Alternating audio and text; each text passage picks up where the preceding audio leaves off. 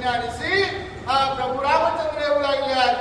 मनातलं सगळं काही जे केमीस आहे, मनातली जी काय सगळी आली तुझ्या खंती भावना आहे ना, ते बाजूला कर. आता येऊ लागला प्रभू. नक्षत्रे सरजनी पती गगनी शोभे स्वप्रकाश स्थिती देवी विमानी रघुपती वानरपंथी समवेत. जशा प्रकारे आकाशामध्ये नक्षत्र असं चंद्र किंवा सूर्य असावा, त्याप्रमाणे स्वतः आणि प्रभू रामचंद्राच्या चहूबाजूला सैन्य आहे.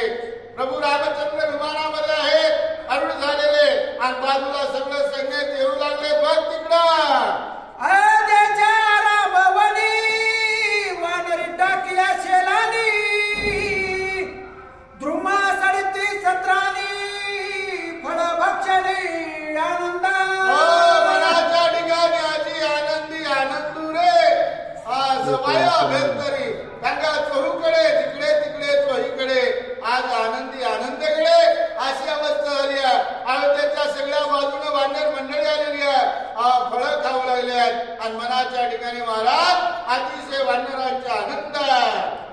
फळे खाती कटकट मिटक्या देती मटमट गोष्टी सांगती चटाचट सुखे वरिष्ठा विटाविटी. मानून असणारे सुखे वरिष्ठा विटावती. वानराच्या चेष्टाच असतात महाराज. फळ घ्यायचा, मिटक्या देऊन खायचा, पुन्हा वाकडे धावायचं. आपण म्हणतोय माकड चेष्टा. अशा प्रकारे हे वानरे करू लागले. कारण का आज प्रभू रामचंद्र अयोध्येला येणाऱ्या वानर मंडळीला आनंद आहे महाराज. एवढं जे दुःख होतं ते बाजूला गेलेलं आहे आणि आता सुख आलेलं आहे म्हणून आनंद आहे. एकमेका वाकुलिया एकमेका गुलगुलिया एकमेका करती रळिया श्रीरामरायाचे निधर्मे. श्रीरामरायाचा निधर्मे. असा सौरस्त महाराजांनी देव सखा केला, देव आपल्यासा केला आणि देव जोडला म्हणून हा आनंद आहे. आणि प्रभू रामचंद्राच्या धर्मानं म्हणजे न्यायनीतीनं आणि स्वतः या वर्णनाचा आनंद, या आनंदाचं वर्णन कोणाला आता करता येत नाहीये.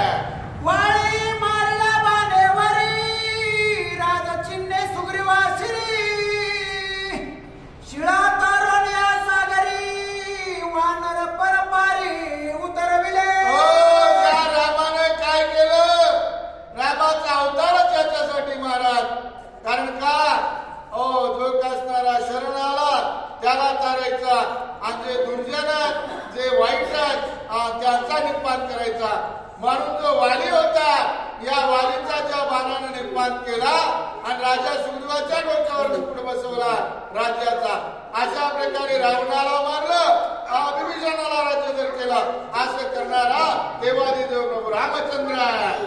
पाण्याने त्रिकुटाचे कडे खंदक बुजवणे धड पुढे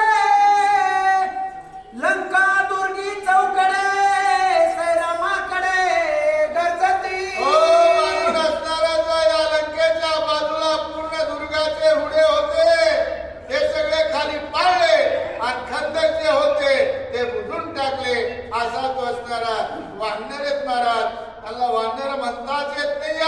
एवढं मोठं कार्य या लंकेच्या ठिकाणी वानरांनी केलेलं आहे. तांडळाने घरोघर कुंभकर्ण केला चुरा इंद्रजिताचे थोर मारा करुणी सत्वरा निवडला. लंकेची दांडोळी घेतली. एवढा मोठा कुंभकर्ण उभा चिरला गेला महाराज. त्याच वेळेस असणारा इंद्रजित आहे. या इंद्रजिताची देखील जे नाही ती फजिती झाली, त्यालाही मारला गेला. अशा प्रकारे सर्व कार्य या वानर मंडळीच्या संगतीनं देवादिदेव प्रभू रामचंद्राने केला. सीतेचा सुड घ्यावयासी अद्भुत शक्ती मारुतीसी विध्वंसिले रावण यागासी आवरणांसी भेदिले. असणारी शक्ती मारुतीकडे आहे म्हणून तर त्याला म्हणतात. त्यांना मन म्हणले जात मनोजो मारुतुल्य वेगम जितेंद्रिय बुद्धिमत्ता वरिष्ठ असे मारुतराया. या राजा रावणाचा जो यज्ञ होता, जे 7 आवरण टाकलेले होते, या पूर्ण 7 केलं आणि त्या ठिकाणी राजा रावणाचा जो तो यज्ञ होता त्याचा विध्वंस केला. आज असणारा स्वतः मारुतराया हाही असणारा रामचंद्राच्या संगतीला जावळाली आहे कुंडापासी पुत्र पुरुषे विजविले त्यासी पात्रे फोडोनी वेगेसी रावणासी गांजिले. यज्ञ करू लागला होता त्या यज्ञ कुंडामध्ये उडी टाकली. तो यज्ञ कुंड फोडला गेला आणि राजा रावणाला उठवलंय. अरे उठ सावध हो, प्रभू आलेला तुझ्या बरोबर युद्ध करण्यासाठी. जागा असं काही तर बसलेला आहे म्हणून रावणाला सावध केला. तरी तोडा नव्हे सावधाना अंतरे साधोरी ज्ञाना मंदोदरीचे केस ग्रहणा करुणी जाणा गांजिली.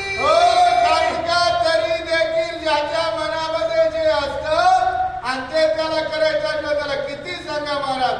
आपण म्हणतो की हो पुढतीचे पाय डोळ्याकडे, तशी अवस्था त्या राजा रावणाला उठवण्याचा प्रयत्न केला पण काय उठत नव्हता. मग अंगदानं त्या मंदोदरीच्या केसाला धरलं आणि घेऊन आला. त्यावेळेस जांबाबा सावध झाला. आक्रांतता ते सुंदरी रावण पोळला अंतरी नेत्र उडवणी पाय बाहेरी तव गोरी यागाची. त्यावेळेस मंदोदरी मोठ्याने महाराज आरडू लागली, ओरडू लागली. केसाला धरल्यामुळं प्रत्येकाला दुःख होतं. ती अवस्था बघितल्यानंतर मग राजा रावणाला कळलं एवढा मोठा आवाज कशाचा येऊ लागलेला.